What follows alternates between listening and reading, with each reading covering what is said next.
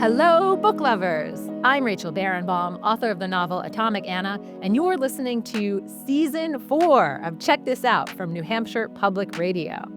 Check This Out is the series where I interview emerging and diverse authors you may not have discovered yet. A series brought to you by New Hampshire Public Radio and our brand new partner, the PEN-Faulkner Foundation. PEN-Faulkner administers major literary awards and public programs, including the PEN-Faulkner Award for Fiction. We have a lot of really exciting books and authors coming your way this season. Next week, I talk to Olivia Wolfgang Smith about her new book, Mutual Interest. Join us next week for that conversation. Today on the show, we are kicking off Season 4 with Karissa Chen and discussing her brand new debut novel, Homeseeking.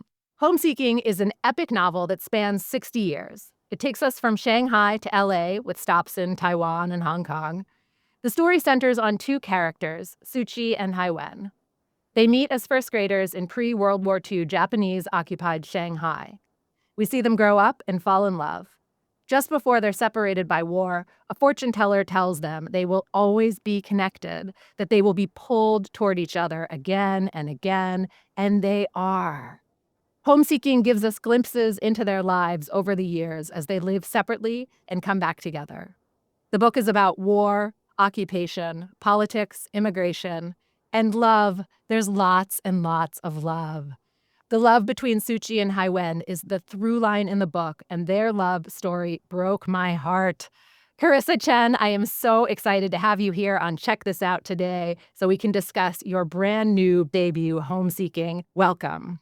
Thank you, Rachel. Thanks so much for having me here. Karissa, I imagine that when people ask you about the book, there's an easy answer, right? It's about Suchi and Haiwen. It's their love story. But there's a much wider lens in this book. You really encompass politics and place. So how do you describe this novel, Homeseeking?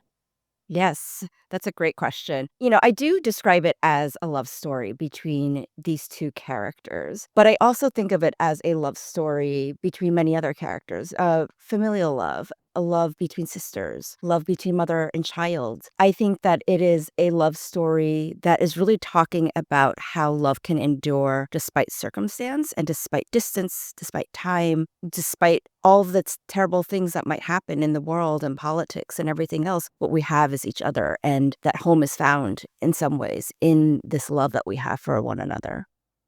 And how do you talk about the setting? Because you start this book with the Japanese occupation of Shanghai. And history is really this as much a character as the setting for this book. So how do you talk about that when people ask you about the historical aspects?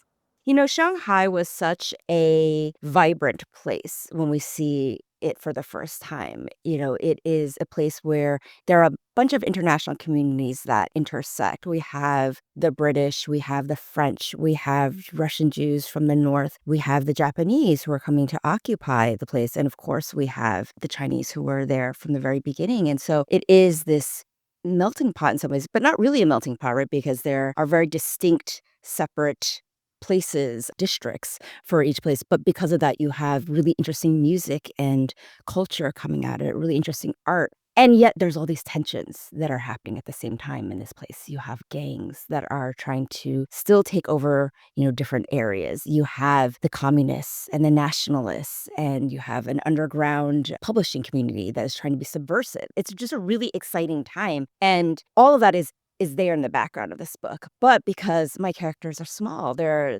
children, right? They're kind of not really aware of all of this. So to them, their whole world is this Longkang community, their little neighborhood, which is, where they grow up and the neighbors that they encounter.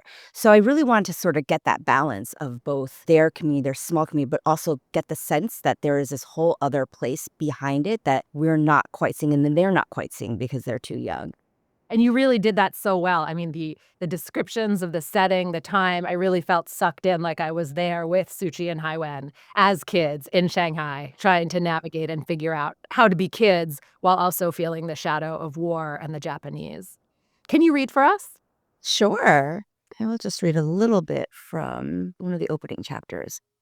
January 2008, Los Angeles. A chorus of violins ushered Suchi into Howard's life for the third and final time. Mozart's Violin Concerto Number 5 in A major, celebratory and elegant, floated out of muffled speakers in the 99 Ranch Market. Its golden jubilation incongruous with Howard's mood, the blank haze of gray he'd been living in since he'd buried Lin Yi 16 months earlier. He glanced up from the bananas he was inspecting to search for the source of his irritation. Instead, he saw her. She was picking up Korean melons, their skins the color of lemon curd. He watched her knock on them with her knuckles, her head bent to listen. Howard was sure it was Suchi this time, but he had mistaken so many women for her over the last 4 decades. Women with cheekbones like hers, gaits like hers, but who transformed into other people when he approached. He stood transfixed. This woman's face was plump and sagging. Her hair was thin and gray at the roots, but her eyes never changed, he had once heard someone say. And hers, caramel and bright, were every bit as intense as he remembered, even in the task of selecting the ripest melon. "Excuse me," he said hesitantly in Mandarin, and she glanced up. Her eyes widened. "Wang Haiwen?" The name came out carefully, more statement than a question. For a moment he couldn't respond. He was a child again, a teenager again, not in this American supermarket, but in the alleyways of their youth. He gripped the handle of his shopping cart, feeling the bite of plastic where it was uneven. "So it is you," he said. "Wang Haiwen," she said, more briskly this time, a confirmation. She smiled, revealing teeth too straight and white to be real. Fantastic. Thank you for reading. I love that you chose that passage because right away it puts front and center language. And you actually start the book with a note on language and names because that is a complicated landscape that you had to navigate in the book. People have different names when they're speaking different languages. So, can you tell us a little bit about language and how you thought about that and what we find in the book? For these two people, they are moving from place to place. And because of that, of course, the language that they are surrounded by changes, especially because they are Chinese. And if you know anything about Sinitic languages, the characters remain the same, but the way you pronounce the same character will be very different depending upon if you're speaking Mandarin or Cantonese or Shanghainese. And so I knew that they would be faced with a situation where their name would be pronounced differently depending on which area of China they were, or Hong Kong or in Taiwan. And that was something I wanted to represent faithfully because of course, that would still be very disorienting. Like, imagine, your name is, I'm Karissa, but all of a sudden I move to a place where they're pronouncing my name Karissa or something, and I'd be like, what? Who are you talking to me? So that was something I wanted to do. And in general, just, having the language there as something that I didn't always define, because I think that is a really disorienting part of being an immigrant or being somebody in a new place where the language is not something that you always understand. And I wanted to allow the reader to feel some of that disorientation. I think that if you have never been in a situation where you felt off kilter because the language is different and it's something that you don't quite grasp and you're trying to make your way around this world in a different language, then you're actually kind of privileged. It's something that immigrants have to face every day. So I thought I would like for the reader to feel a little bit sense of how these two people must be feeling. And even in the passage that you read, we saw Howard and we called him Haiwen, and in there it was Wang Haiwen. So even there we see exactly what we're talking about, that fluidity between names and languages is just in every page. And it really gives us this flavor of the characters having to switch back and forth all the time. I understand that the idea for this story came to you in around 2005 when you found a photograph of your grandfather. Can you tell us about that? Sure. In 2005, my grandfather had recently passed away, and we were going through his things. We found this photograph of him weeping in front of his mother's grave. And, I'd never seen him cry like that. He wasn't somebody who really wore his emotions on his sleeve. So it really struck me and it really broke my heart. What I found out later was that he had been separated from his mom since he was 19 years old, and he hadn't been able to see her alive again. He had gone to Taiwan at the end of the Chinese Civil War from Shanghai, and I think he didn't think that he was never going to go back. But by the time he did go back, which was, I think, in the 80s or 90s, she had already passed away at that time. Later, I was like, okay, well, what is the context behind this? Because what would happen that would cause somebody to be separated from their parents like that? And I found out that actually his story wasn't that unique. There were 2 million people who came from China to Taiwan, often with the military, at the end of the Chinese Civil War because they were trying to escape the communists. And a lot of them thought they would be back in 5 or 6 years, that they would go back and reclaim China and win this war, but that didn't happen. And they had left behind people thinking they would go back. So parents, lovers, children even, entire families, and they, were stuck in Taiwan for decades, and a lot of them never saw these people again, or it was many, many decades later. So that was how I decided I wanted to write a book about this. And so it's really very personal to you, right? I mean, it starts in your grandfather's tears and this moment of looking at the photograph. Yeah. Do you talk about that in your family? Did you discuss that photograph and those tears? Um, I think at the time we didn't talk about it that much. Like, I remember my mom calling me over and kind of being like, "Look at this picture." And, this is when he went back to Shanghai for the first time. And I think we probably were all a little bit teary-eyed. We're a family of women. My grandfather and grandmother had 3 girls. And so it was a family of women, and then it was me. And so I think, the 4 of us were probably huddled around this photograph being really moved by it.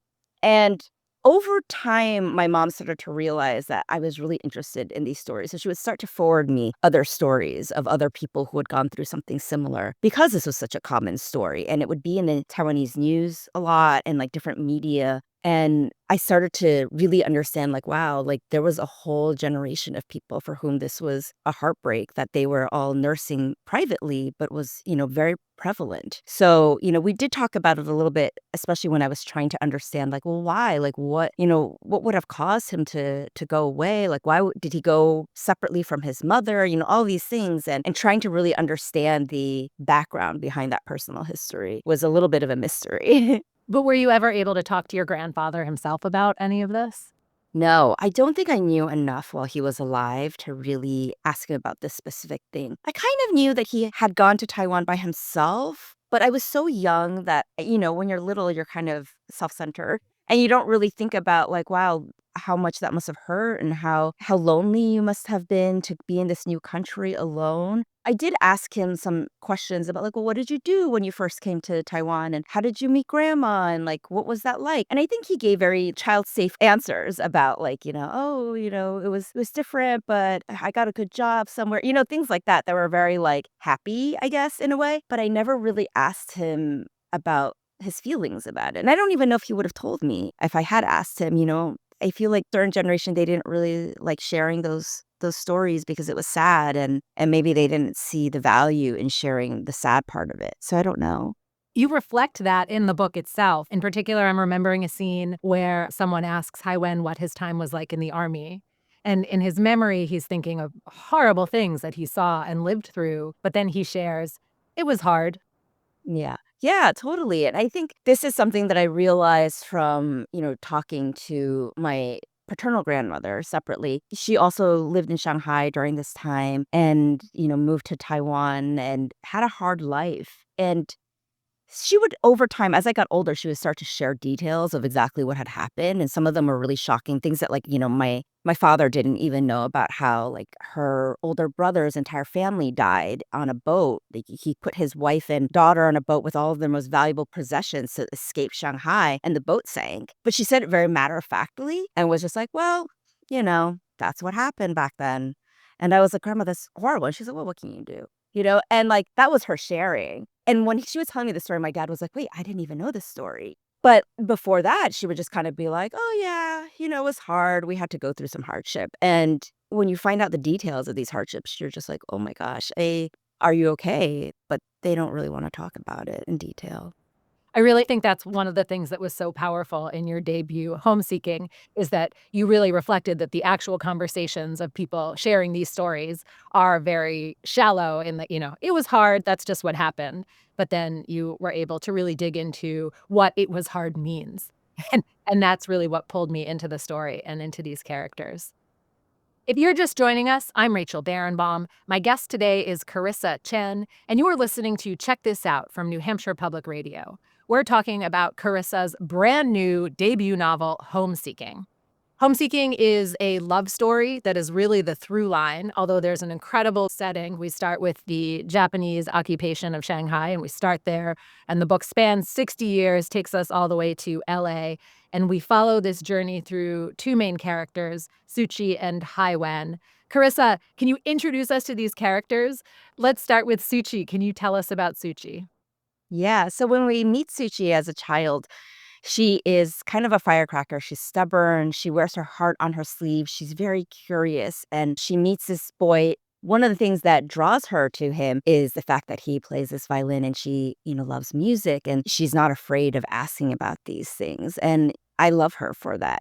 She's her curiosity. As she gets older, things start to change, because she meets trauma, but, and she ends up wanting to protect herself because she wears her heart on her sleeve, but she still kind of retains that sort of stubborn streak. And then we have Haiwen. So will you tell us about him? When we first meet Haiwen, he is an aspiring violinist. He is somebody who is a little bit shyer and more interior, and he makes sense of the world through music and through his violin. He's not someone who is easily drawn out of a shell. So I think the curiosity of this girl that he meets, who is the opposite of him, is part of it, like him wanting to be a little bit like that, but he's not. And as he gets older, his that sort of interiority ends up becoming very reflective, and he tends to think about his past a lot and still trying to make sense of things in that very interior way. So what struck me about these two characters is we meet them when they're young, they're kids. They fall in love, very, very young, and they have this very sweet story and this very strong bond. But they're also at a time right on the edge of war, and they're sort of powerless. Things are happening around them, and they don't have control over where they're headed. And it made me think a lot about how much power do we have when things are externalities are creeping in and pushing us one way or the other. How did you think about that and their power in relation to the characters? Yeah, I think for them, they're trying to make sense of a world in which they feel very powerless. And they have some decisions that they're allowed to make, that they are able to make personal decisions that do end up changing the course of their lives. But in some ways, one of the things that I was trying to think about is like, did they really have a choice? Yes, they have some agency, they make certain key decisions. But in the context of everything that is so much bigger than them and these political struggles, there's these leaders that they can't even see, who they don't even know, making these big decisions for them. And they can only make these tiny little decisions that do alter their lives. And I think sometimes they regret some of those decisions. They blame themselves for making those decisions or not making certain decisions. But ultimately, I don't know if anybody could have made the best decision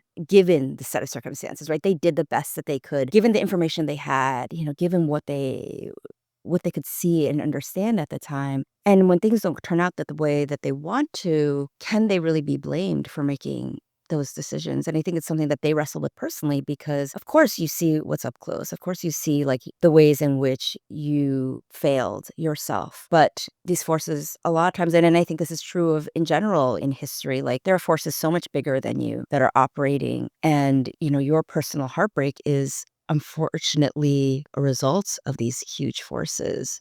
I think this is part of what made the book Homeseeking so relatable was that this question of how much agency do we have? Can we really make choices? Right? In a day-to-day, you could choose, yes, chocolate over vanilla, vanilla over chocolate. But if there's a war happening and you're a male and you're a kid and you're being conscripted, like, do you have a choice? Is there a way out of that? Do you have to marry if you're a woman in Suchi's position? So bigger questions of how much do we really get to choose in our life, I think is very universal. And you really captured that with these characters.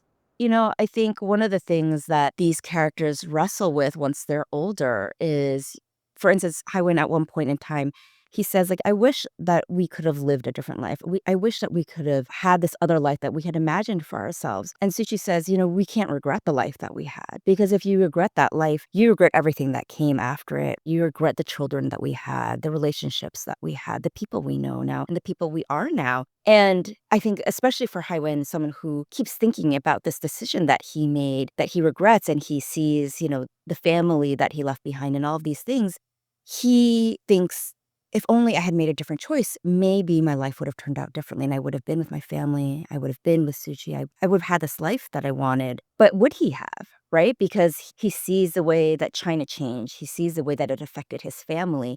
Maybe it wouldn't have been any better. When we meet him in the very beginning, he has this really nice life in Southern California. He has these two beautiful daughters. He has this woman that he wouldn't have met otherwise. And all of those things are the wonderful outcome of this choice that he makes that has broken his heart also. And if he hadn't made that choice, he doesn't know if his life would have been any better. And yet he kind of still can't let go of that. And I think that is a question for these two characters, is how to come to terms with what has already happened and the life that they already have led while still wishing that things could have been different. I absolutely love the way you're talking about these characters, that Haiwen is looking back and regretting while Suchi is looking forward and saying you have to go forward, because you make that clear not only in some of the things they say in your book, Homeseeking, but also in the actual way you write the book. Because Haiwen, he has his own sections, and they're actually told in reverse chronological order. So he is always looking back. And Suchi's sections, it's a braided narrative. We go between the two narrators, and she's always going forward from where they met. And that is sort of the symbol of how they see their life. And I just think that is absolutely brilliant. Can you talk about that construction and how you thought about that in the book? I can't take total credit for that structure. I got this structure idea from a musical, actually, from Jason Robert Brown's The Last 5 Years, which I was listening to a lot when I was writing this book, and I was kind of stuck on the structure. And I was trying to do more traditional narratives where I was telling it linearly, or I was doing it in a circular fashion, like starting from 2008 and then like starting from the beginning and going all the way back up. And none of it was working. It just didn't feel right to me. So I was listening to this musical soundtrack a lot at the time, because music is also very important to me. And at a certain point in time, just to give a quick background, this musical is about a couple that's getting divorced. And the first song starts with the woman singing about the end of her marriage. The second song is the man singing about the beginning, their first date. And it alternates like that. It meets in the middle and they get married. And then it ends with him singing about the end of the marriage and her singing about their first date. So, that's the structure of the musical. And I was listening to it a lot. And at a certain point in time, I thought, wait a second, I wonder if this would make sense for my book, because, like you said, it not only works for me on a craft level in terms of what I had already written, but it worked really well thematically. And so I kind of slotted it in. I started putting in the pieces that I'd written into this structure, and it worked so well that I immediately knew, like, this is it. This like has to be the way I tell the story. And it really brought to life a lot of the things that I was trying to say. I'm Rachel Barenbaum. You're listening to Check This Out from New Hampshire Public Radio. Today, my guest is Karissa Chen, and we are talking about her brand new debut novel, Homeseeking. We were just talking about the two main characters, Suchi and Haiwen. They are in love from the very beginning, and this novel follows them over the course of 60 years, as we've said, really from Shanghai to LA, and we see them crossing in and out of each other's lives. And there's always that love. They're always being pulled back together. And Karissa, I have to be honest with you, I sort of had a love-hate for Haiwen, because sometimes I wanted him to just declare his love, like, just do it, just go for it. And he didn't, right? And he was scared, but sometimes he did. And so I just wanted to know how you thought about his character that way. I thought of him as someone who is much more introverted. And so he is not really used to being the one to make the first move or wear his heart on his sleeve. He's always sort of someone who thinks very quietly about everything and maybe overthinks things. So, I kind of knew that he wouldn't necessarily be the one who would be impatient enough to make something happen. Suchi is that person. She's the one who's like, I can't wait anymore. Like, I have to declare my love. And he's kind of like still biding his time, being like, should I? Shouldn't I? Like, will this ruin our friendship? Exactly. And like, it is very, like, I'm definitely more of a Suchi. And I've known guys like Haiwen where you're just like, can you just do something about it? But, he wouldn't be him. And he wouldn't be the person that she loves if he was that impulsive. Like, she kind of loves him for being so thoughtful about things. But of course, she gets impatient with him too. I love that. And Suchi has such a spark to her, but then she falls into this horrible marriage. hmm And that must have been so hard to write. How did you think about that? How did you write that? You know, it's like so horrible to make your characters go through terrible things when you love them so much. And I felt so bad that this was what ends up being the thing that happens to her. But I also felt like this is what happens to women, especially at a particular time when they are running out of options. There are, unfortunately, historically, women end up having very limited options, very limited job options, job opportunities. And throughout history, women fall into marriages of convenience in order to survive. And for her, like in some ways, she's trapped. Like she doesn't know what else to do. She has a sister that she feels responsible for, and she doesn't know what's happened to her family. She has nothing else. She's in this foreign place with no resources and few friendships and few people to rely upon. And this man comes by and he's wealthy and he has things that he can promise her. And I think even though she is wary at first, she kind of lets down her guard because she, in some ways, is craving companionship. But of course, then it turns out that he is not the nice guy that she kind of lets herself believe he is after a certain point. And then she's trapped in this situation. And as much as it hurt me to have to put her through that, I felt like it was a real portrayal of a lot of times when women don't have options and they end up in these situations. But yeah, not the most fun thing that I wanted to write about. So Haiwen also falls into a marriage with somebody else. And in the course of this marriage, there's a conversation that I absolutely loved because it really laid bare the politics of the book and of the marriage. So Haiwen also fell into a marriage where there wasn't as much love and passion. I still think there was love. I felt love between them, but there was also politics and there was a history between the two that they never talked about. And there's one passage in particular in your novel, Homeseeking, where you lay that bare and really put the politics in front of us. Could you read for us? Sure. She didn't immediately respond. Finally, she said, almost in a whisper, "He's not my general." Haiwen turned to stare at her, offended. "He was the last hope for millions of Chinese." She took a breath. "Sometimes I think you forget who I am. You married a Taiwanese woman. I'm Taiwanese. I didn't grow up in China. I wasn't born there. I'd never even met a person from China until you all came over. My whole life, everyone in authority, they forced us to be more like them. First the Japanese, then you lot, demanding we change our language, our customs, our clothes, telling us this would make us more civilized, more cultured.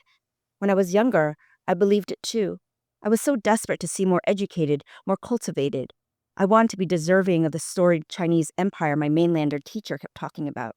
I wanted to shed my Taiwanese-ness. You lot? So what am I now? Just some outsider to you?" It stung that the suspicion and ostracization he'd experienced from locals all these years was something that his wife might share. "Are you even listening to me?" Linny's voice was tight. "I heard you comparing me to the Japanese." He spat the word Japanese. After a moment, Linny said, "You know, if you ask my father, he would say that life under the Japanese wasn't that bad. They improved the public health and education systems. They built roads and spread the use of electricity. For oyster farmers like my family, these were welcome changes." Haiwen stiffened. Whom had he married? How could she love him and say these things? "Don't you know what they have done?" he demanded. Thank you. That is so powerful. So Haiwen is looking at his wife and they're having this conversation for the first time and he's asking, whom had he married? How could she love him and say these things? Okay, talk to me about the politics and this moment. It seemed so powerful. Yes. So, one of the things I was very conscious of in writing this book was that I was telling a Chinese story about Chinese politics in a way, and that the mainlanders that had gone from China to Taiwan were an influx of people from the nationalist government. When they came to Taiwan, there was what we call the White Terror period. There was an incident which sparked the slaughter of many Taiwanese locals. And so, one of the things that I had learned when I went to Taiwan on my Fulbright was at first people were happy in Taiwan to be free of Japanese rule. And they were excited by the Chinese coming over, thinking like, okay, like we're finally the same. They'll treat us better. But what ended up happening was the nationalists came and suppressed the locals and disappeared a lot of them, arrested many people, tortured people. It was a very fraught period of time. And so there were a lot of tensions between these mainlanders and the local people. And to this day in Taiwan, there is this designation of Guaisanren, the people from outside provinces, which refers to the mainlanders, and Binsanren, which are like, local Taiwanese. And I really wanted to talk about that a little bit. I knew that this book couldn't get into the details of all of those politics because that's not what the focus of the book is. But I felt I would be remiss if I didn't point out that these would be tensions that people were going through, even in these kind of marriages because yes, like a lot of the people who came from the mainland did end up marrying local women. And that was a source of tension where they had to elope these two characters because her father couldn't accept that. And, and that came from my personal history. My grandfather married a local Taiwanese woman and she was disowned for a period of time because my great grandparents couldn't accept that. So that was just something that felt really it felt like it had to be something that had to be told because these Taiwanese people were being basically bullied first by Japanese people and then now by the Chinese people who they thought would be nicer to them, but weren't actually. And it was a period of a lot of tension between these two groups. And I think, things are different now because everyone has sort of, as generations have gone on, there is a national Taiwanese identity that has emerged. But at that time, it was a really big deal and a really big source of tension. How did you find out about that? Was that a secret that you uncovered? No, I always knew that, but I didn't know that there was tension behind it. It was later that my mom told me that my grandparents had eloped, and that my great grandmother was very upset, and they didn't go back to beg for her forgiveness until my mom was born. And I think they came, carrying my mom as an infant, being like, "Can you please forgive us? Can you accept us back into the fold?" And the story is that my great grandmother berated them while they kneeled in front of her, and they just kind of took it because they were like, "We're sorry. Yes, we have done wrong, and like, please accept us." And my grandfather, without knowing his own psychology, but I think he wanted his wife to be able to reunite with her family. And so he kind of just mutely took it and was like, "I am sorry for being this wedge between you guys. Will you please accept me and please forgive me?" And eventually, I think she begrudgingly did. She wasn't too happy about it, but she begrudgingly accepted it. I love that the idea for this marriage came from your own family. And so by putting that in there, it made it so universal. You didn't just make this up out of nowhere, right? This is real to life. If you're just joining us, I'm Rachel Barenbaum. My guest today is Karissa Chen, and you're listening to Check This Out from New Hampshire Public Radio. We're talking about Karissa Chen's brand new debut novel, Homeseeking.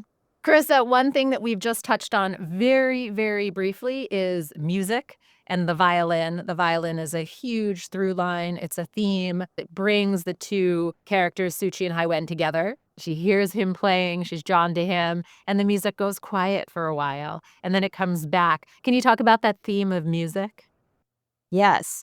So for Haiwen, I think he's trying to make sense of the world through music. It's a way that he understands the world. It's a way he expresses his emotions. And for a long time when he's a kid, like things make sense because he can play the violin, because he can use this violin as an extension of himself. Of course, then he goes to the army and he goes through this period of intense trauma where he is lonely and he's heartbroken and he's seen people dying. He's seen his friends dying on the battlefield and now he's away from home. And I think things stop making sense for him. And for him, it's hard to say if he stops hearing music because things stop making sense or if things stop making sense because he no longer has his violin. But in a way, it doesn't matter because those two things are sort of one and the same for his life. And it's so confounding to him what is happening to him that I don't think he can come to terms with it. He almost can't really face it. So it's a very long time before he gets to a place where music holds meaning for him again. And music is something that he is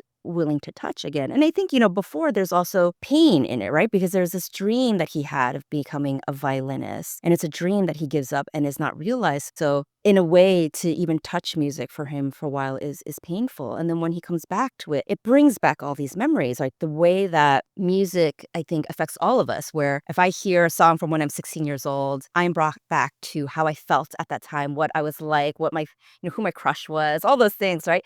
The same thing is for him. Like he starts revisiting these pieces that he loves and he's brought back to different moments in his life. And it's very nostalgic for him, but I think it's also very heartbreaking for him. But it's a heartbreak that he is sort of finally willing to face and is willing to slowly bring out to himself and share with his family as well. But the violin and music is also a through line for Suchi. She doesn't actually play, but she holds on to that violin for him for years, right? And she's still carrying it years later when she sees him and gives it back to him. So, I mean, it just had this larger theme for her, too. Yeah, she understands what it means to him. And I think for her, that violin becomes a symbol of unflagging faith that she will see him again. Despite everything else that is happening to her, she can't let go of this thing because even though they're separated, even though she doesn't know what has happened to him, she can't let go of the possibility that he might come back into her life. And she knows what it means to him. And therefore, it's meaningful to her. This is like the one thing of his that she still has. So, she holds on to it with the hope that one day they will meet again. And it's something that she can return to him again. Okay, I would be remiss if I didn't ask you about Suchi and her sister. That familial love, sisterly love is a huge theme, a huge part of Suchi's life. Can we just spend a few minutes talking about her sister and that relationship? Can you tell me how you thought about it and what the role is in the book?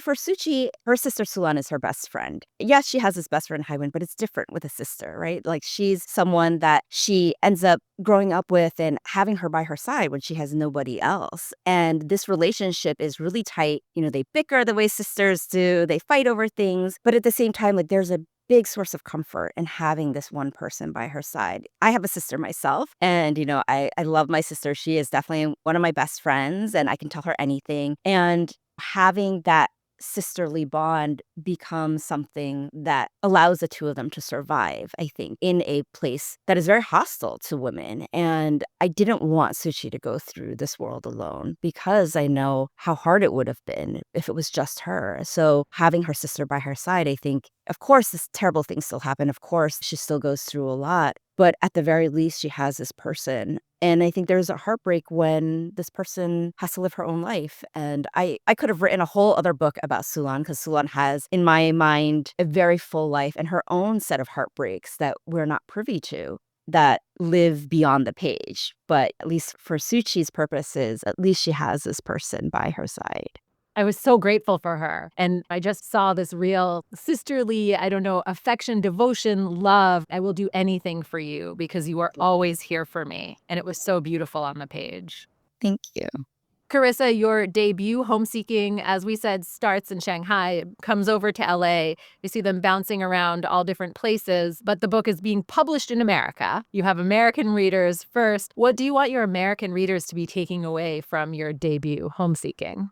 Yeah, this is a great question. I think even though this book is about these specific fictional people and it takes place, a century ago almost, I think that a lot of the things that they have to deal with are things that are still really prevalent and relevant today. People still immigrate, people still find refuge, they have to leave their homes either of their choice or not of their choice. And I think sometimes in America, we can be very suspicious or hostile or impatient towards new immigrants. We wonder why they haven't learned the language yet. We wonder what they're doing here. Why wouldn't they just stay where they were? Things like that. And if anybody gets anything from this book, I hope it's to understand that the things that people have to go through to make a new home, it can often be heartbreaking. It involves a lot of resilience and loss. And I would hope that people can empathize with that more and be a little bit more generous with our hearts to people because we don't know what they've gone through and we don't know what they're still going through on a daily basis just in order to survive and make a life here. And beyond survival, what every single person wants is a certain amount of dignity and to have a life that is worthy of being remembered. And that is more than just survival. That is having something that includes joy, and they deserve that. And I hope, can be empathetic to that, not knowing what they've gone through. So that is my hope for the book and for readers. I'm Rachel Barenbaum. You're listening to Check This Out from New Hampshire Public Radio. My guest today is Karissa Chen, and we're talking about her brand new debut novel, Homeseeking. Karissa, we've spent some time talking about this beautiful book, the love story between Suchi and Haiwen, spanning 60 years. You've taken us from Shanghai. We've gone to Taiwan, Hong Kong, LA. This book is epic in its sweep. What kind of research did you do? How did you find out about all these places and put us back 100 years? Obviously, I have never done any kind of research on this scale before, so I didn't really know what I was doing at first. But one of the things that I did do was go on a Fulbright to Taiwan. I knew that I wanted to be in Taiwan. I want to understand the politics more and also just understand like the history more. And I had gone to Taiwan initially to interview some of these old soldiers that had come over from China to Taiwan. Now, when I got there, they told me, you're 10 years too late. And a lot of them died or they're too old to really talk about their memories in their 90s or whatever. So what I did instead was I talked to their next generation. So children, grandchildren, people who found out about what their parents had gone through secondhand, which wasn't quite the same, right? Because you don't get that, immediate feeling. But for instance, the anecdote about Haiwen crying when he finds out that Chiang Kai-shek has passed away, that actually came from one of the interviews I did from a boy who, he's a man now, but when he was a boy, he remembers seeing his father weeping, and he had never seen his father cry before, but he remembers seeing his father weeping when Chiang Kai-shek had passed away, and he could only surmise like what that was about. So I visited places. So I went to Kinmen, which is an island off the coast of Taiwan, which you can see China from the coast. It was a military base, and I learned that they would abandon their posts, jump into the water and try to swim across the strait to China because they were so homesick and they were like, it's right there. And of course, they would perish as a result. But the process of like collecting these little anecdotes was central to writing this book. Of course, the bigger history, like I read academic articles, I read history books, I read all the things that you needed to get the bigger picture of everything. But for me, like, what really drove the book was getting all these little stories of individual people, because that to me was what really moved me and what I really wanted to put down on paper. And what languages were you using to interview all these people? I was using Mandarin. I don't speak Shanghainese. I don't speak Taiwanese. So I use Mandarin. And in Taiwan, a lot of people speak Mandarin now, so that was mostly fine. And that was one of the other issues with trying to interview the older generation was I was told a lot of them have really thick regional accents from Dongbei or wherever, things that would be difficult for me to understand because my Mandarin is okay, but only when it's like very clear. But with an accent, I think I would have a hard time. So with all this research, how long did it take you to write this book? It took me so from the moment that I put pen to paper for this particular book, I started writing this book in 2017. But I started doing research. I mean, I was interested in my grandfather's history, so I started doing like some light research starting around, 2007 or so. But the Fulbright was in 2015, and so you could say that I started doing real research in earnest starting 2015. Wow, it takes a long time to write a book like this. Yeah. Way too long. And also, you put us so clearly in each place. I'm wondering, do you have pictures of everything? Like, do you have a room with pictures of every place that you take us in this book? I don't have a room. I would like find pictures of Shanghai at a certain time. I would find pictures of, Taiwan at the time or like different Longtang communities. I did go to Shanghai briefly just to take pictures of some of those communities. So I just had this like board where I was just sticking pictures and maps also because like what Shanghai was like at that time was very different than it is now. So I had maps from back then as well. So the book has this incredible structure where Haiwen gives us his perspective. We see him in reverse chronological order, and Suchi is starting in the past and always moving forward. How did you keep track of it all? I use Scrivener, which is a great tool for writers. It's a processing tool where you have like different files. And so instead of just a Word document where like things would get lost after a few pages, you can create a separate file for each, whatever chapter that you want to do. So I basically made a chapter for each year and then you can move them around so that it can go in whatever order you want. And I did do that a few times where I was like, let me move this to here. Let me see if this it's better here. So thank God for Scrivener. As a writer myself who's written historical fiction, I find that I get so embedded in the book itself. It comes to life for me, and then I have hundreds of pages that don't make it to the final draft. How much did you have to cut along the way? I cut probably 10,000 words just from the moment I got my agent to like now. And then, but that's not counting like chapters that I took out and then replaced with other chapters. And there's entire Sulan chapters that didn't make it and chapters about their father that just didn't fit. And I was like, all right, I guess I'll just take all these out because it doesn't belong in this book. But I know it. I know their backstories and, what has happened to them. So probably a whole nother novel.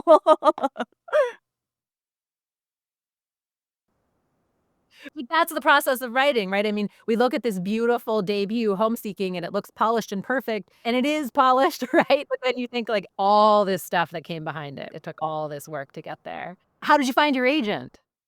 So funnily enough, I had written an essay about my grandmother, and my agent messaged me. This was in 2015, and she said, "Do you have something longer that you're working on?" And I said, I'm just starting something, so let me get back to you." And I thought it would take me like a couple of years. And I said, "I'll get back to you in a couple of years." And then every couple of years, she would check in and be like, "So, how's it going?" And I was like, "Still not ready." So when I was finally at a place where I thought that I was ready, which was I think this was like 2021, I finally, sent an email to her and, a couple of other agents, and I was like, "Okay, I'm ready. Do you want to read it?" And ultimately, I decided on her. Like, she was the first agent that ever believed in me. It felt right. She really loved the book and understood it, and I felt like it was meant to be. But also, I love that you kept saying it's not ready, because I think a lot of new writers think that they have to rush, rush, rush. If someone's interested now, I need to send it now. But in your experience, not the case. Yeah, no, absolutely not. Like, there was even a moment where I told her, I was like, "I think I'm gonna be ready this summer." And she was like, "Okay, I'm going on maternity leave. Make sure to send it to my assistant. I don't wanna miss it." And then, like, a whole year and a half went by and I still wasn't done. And she, like, came back from maternity leave. She waited a long time, and I knew that I wanted it to be as good as it could be before I sent it to her. Because I was like, I get one shot, right? Like, you get one shot with an agent, and, like, if they don't like it, like, that's it. So I was like, I need to make this as good as I can make it so that she has no reason to say no. So what advice do you have for new writers? My advice is to be persistent. I think that the industry is about perseverance more than anything else. Of course, you have to work at your writing, but that's part of perseverance, right? Like, you have to keep honing the material and all that. But I once had a teacher tell me, you have to keep knocking on the door. If you don't keep knocking, no one can answer the door. But if you keep knocking, like, someday someone will open that door. And that was definitely the case for me, where there were moments where I was like, I'm never going to finish this novel. It's been 10 years. Like, what am I doing? But just kept going, and here I am now. I think that even holds true. So finally, you get your agent, you sell the book, and then you get this letter from your editor the first time, right? You get this feedback, and your editor, I'm assuming, probably also was like, "And here are the 100 things that you need to do to make this book better." Yep, I was definitely like, "Oh my god, if I had known, I wouldn't have, like, edited it so tightly the first few rounds." Because I edited it very tightly before sending it to agents, and then I did 3 rounds of editing with my agent, and then I did 3 rounds with my editor, and then you have copy edits, and then you have past pages, and by the end, I was like, "Oh my god, I never wanna look at this book again." So, yes, you have to love the book so much because you are going to look at it a million times to a point where you're not sure you love it anymore. But then you come back to it and you do love it again. Right? You put it away just for a week, when you come back and the love is still there. Exactly. Congratulations on your incredible launch. You were on Good Morning America to talk about this book. Tell us about that. Were you nervous? Oh my god, the most nerve-wracking, like, moment of my life. It was, like, amazing, but I was also, like, so nervous. I thought I was gonna vomit, and then I got on there, and then it was, like, over. Like, I blacked out. It happened, and then it was over, and then I was like, "Oh, that was it?" Like, all of that leading up to this moment, and then it's over, but it was great. I'm really grateful, obviously, for the opportunity, but I was never been on live television before, so I was very scared. You were super poised, like, really good. Did you practice a lot? I did practice. I thought it would be easy only because I was like, "Okay, I'll probably just get the questions I always get." There's, like, a few questions you always get in every interview, but then there was, like, a question that I had gotten that, they told me maybe 15 minutes beforehand. They were like, "Okay, we're gonna ask you this question about, like, the ring." And I was like, "No one has asked me about the ring yet. What is my canned response about the ring?" And I was, like, sitting there with my publicist being like, "What am I gonna say?" Like, gotta come up with something, so Well, you did it. Karissa, Chen, thank you so much for joining me today on Check This Out from New Hampshire Public Radio. I absolutely loved chatting with you.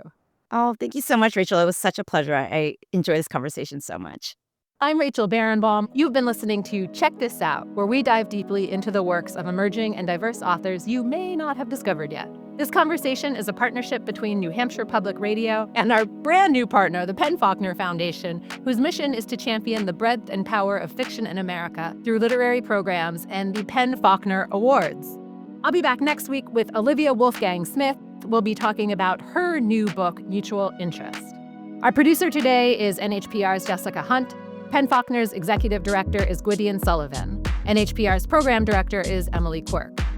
The show is sponsored by C&S Wholesale Grocers family of companies, the podcast Totally Booked with Zibby, the Jack and Dorothy Byrne Foundation, and the Howe Library Corporation. Remember to go to your local library or local bookstore and check out all the books you hear about here and love. Thanks so much for listening. See you next time.